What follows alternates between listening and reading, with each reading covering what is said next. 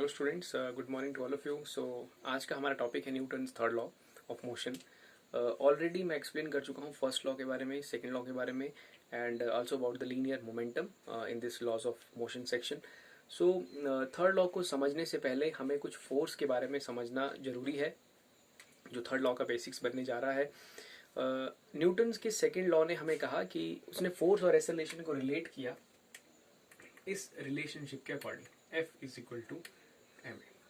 Means अगर आप किसी बॉडी पे फोर्स एक्सर्ट करते हैं, that body, if there is a net force on some body, it will get accelerated, and the value of force and acceleration आप इस relation से फाइंड आउट कर सकते हैं। ओके लेकिन सबसे मेन इंपॉर्टेंट बात यह है कि ये फोर्स आया कहाँ से, what is the origin of this force, इस फोर्स का क्या ओरिजिन है, ये समझना हमारे लिए बहुत जरूरी है। तो न्यूटोनियन मैकेनिक्स के अकॉर्डिंग और अकॉर्डिंग टू द न्यूटन, इस फोर्स का ओरिजिन कोई बॉडी ही है, कोई बॉडी ही है। कहने का मतलब क्या है कि अगर आप कोई ए बॉडी लेते हैं और ए बॉडी पे आप कुछ फोर्स लगाते हैं, या ए बॉडी पे कुछ फोर्स लगती है और ये एक्सेलरेट हो जाती है, तो इक्वेशन बन जाएगी F is equal to m a. मान लीजिए इस पे लगा है F फोर्स, तो इस F फोर्स का origin according to Newtonian mechanics कोई अदर बॉडी B हो सकती है, या कोई अदर बॉडी है, B C D आपकी मर्जी जो आपने लेना है, कोई अदर बॉडी B इस फोर्स का ओरिजिन हो सकती है। सो न्यूटोनियन मैकेनिक्स के अकॉर्डिंग फोर्स जो है इंडिविजुअली एग्जिस्ट नहीं करती है, force come in the pairs. दो बॉडीज का म्यूचुअल इंटरेक्शन होता है, उस म्यूचुअल इंटरेक्शन के बाद ही फोर्स अपीयर करती है। तो अकेली फोर्स आपको कहीं नहीं मिलेगी, अकेले एग्जिस्ट करने वाली force appear due to the mutual interaction between the bodies. So ये फोर्स आई है यहाँ पर, ये ए बॉडी का किसी बॉडी के साथ म्यूचुअल इंटरेक्शन करने पे अपीयर हुई है। फॉर एग्जाम्पल, मैं दो एग्जाम्पल्स आपको यहाँ बता रहा हूँ जो कि जनरली बुक्स में लिखे गए हैं। अगर आप किसी स्प्रिंग को, like this is a spring है, अगर आप इस स्प्रिंग को प्रेस करते हैं अपने हाथ से, तो आपको कुछ फोर्स लगाना पड़ेगा, कॉम्प्रेस करते हैं आप इसे, आपको कुछ फोर्स एक्सर्ट करना पड़ेगा। जब आप कॉम्प्रेस कर रहे होंगे उस समय पे आपको भी एक फोर्स फील होगी स्प्रिंग की तरफ से। Okay, then you will say that कि एक फोर्स आपने लगाया, you will interact with that spring, and on that interaction you are also feeling some force. Okay, so force come in the pairs, force जो है वो pairs में आती है। अब सेकंड पॉइंट यहाँ पर एक और आता है, क्या कांटेक्ट करना जरूरी है एक बॉडी का दूसरी बॉडी के साथ? क्या जब कांटेक्ट होगा तभी हम फोर्सेस को फील कर पाएंगे? तो आंसर है नहीं, जरूरी नहीं कि आपको कांटेक्ट करना ही है बॉडी को। जैसे आप स्प्रिंग के केस में कांटेक्ट कर रहे हैं, आपका हाथ स्प्रिंग के साथ, कांटेक्ट करना जरूरी नहीं है। जैसे कि अगर हम एक स्टोन को ड्रॉप करते हैं and it will get accelerated towards the earth due to the gravitational pull of earth, that is weight mg, तो अर्थ की वजह से ये एक्सेलरेट हो जाएगा, मतलब अर्थ ने स्टोन के ऊपर फोर्स लगाया है। ओके, तो क्या स्टोन ने भी अर्थ के ऊपर फोर्स लगाया होगा? हाँ, स्टोन ने भी अर्थ के ऊपर फोर्स लगाया होगा, लेकिन अब जैसे ये अर्थ के पुल की वजह से नीचे गिरा है, एक्सेलरेट हुआ है, तो क्या अर्थ भी एक्सेलरेट हुई होगी स्टोन के फोर्स की वजह से? ये दोनों कांटेक्ट में तो नहीं थे इनिशियली।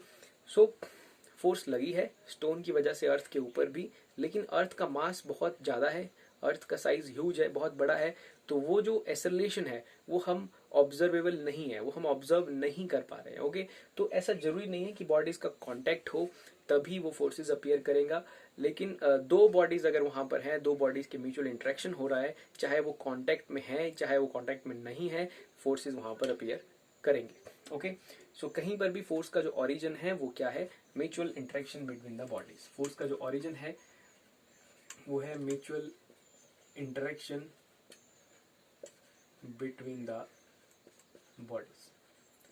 सो ये फोर्स का ओरिजिन है। Now we come to the main point, that is Newton's third law of motion. इसकी जो स्टेटमेंट है मैं आपके सामने लिखने जा रहा हूं, वो स्टेटमेंट है, for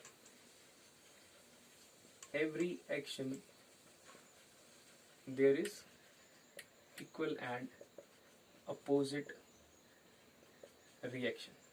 For every action there is equal and opposite reaction. तो एक्शन और रिएक्शन से हमारा अभिप्राय है फोर्स से।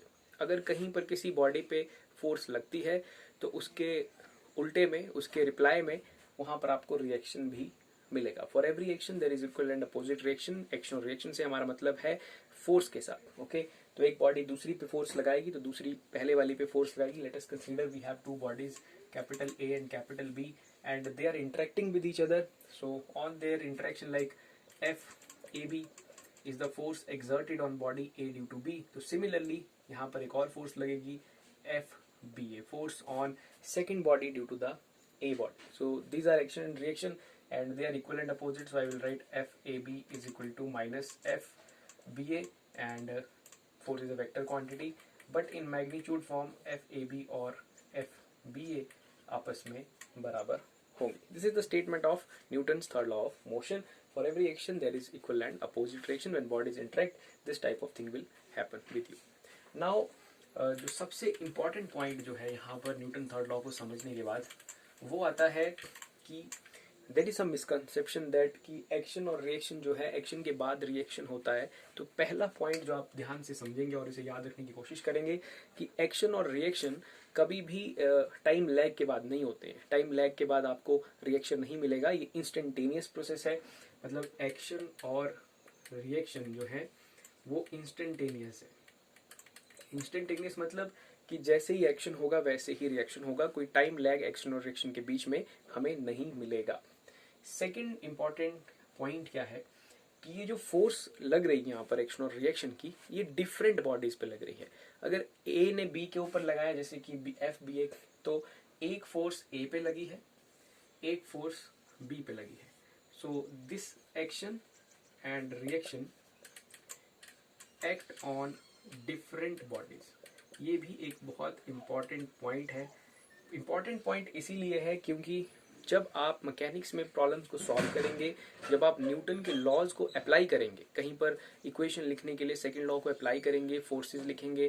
सबसे पहले आप जानते हैं, आप सिस्टम को आइडेंटिफाई करते हैं, फिर फोर्सेस आइडेंटिफाई करते हैं, देन फ्री बॉडी डायग्राम बनाते हैं, देन इक्वेशंस लिखते हैं. तो जब आप इक्वेशन लिखेंगे तो आप इस बात का ध्यान रखेंगे कि आप उन इक्वेशन में दोनों फोर्सेस को इंक्लूड नहीं करेंगे. आप वही फोर्स इंक्लूड करेंगे जिसको आपने अपना सिस्टम माना है, उसके ऊपर लगने वाली फोर्सेस. जैसे मान लीजिए दो बॉडीज इंटरेक्ट कर रहे हैं. अभी यहाँ पर फोर्स है FBA और FAB. तो आप इक्वेशन लिखती बार दोनों FAB और FBA को अगर ले लेते हैं तो आपका गलती हो जाएगा. It is a error.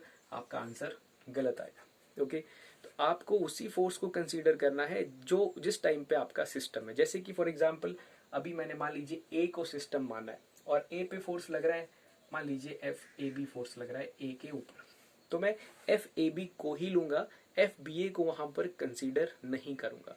These forces are acting on the different bodies. तो जो जिस समय पे मेरा सिस्टम है उसके ऊपर लगने वाले फोर्स को ही कंसीडर करूंगा. To get the exact answer, to get the right answer, I have to follow these things there कि मुझे सिस्टम के ऊपर लगने वाले फोर्सेस ही लेने हैं. सेकेंड पॉइंट, अगर आप दोनों बॉडीज को कंबाइंड फॉर्म में है, दोनों बॉडीज को आप सिस्टम मान चुके हैं, कंबाइंड फॉर्म मींस आप दोनों बॉडीज को एक सिस्टम मान चुके हैं, उस समय आप दोनों फोर्सेस को कंसीडर कर सकते हैं इक्वेशन ऑफ मोशन लिखती बार. So these are some important points that you have to follow to write the equations of motion and to use the Newton's third law. I hope you have understood all the things there. Thank you very much.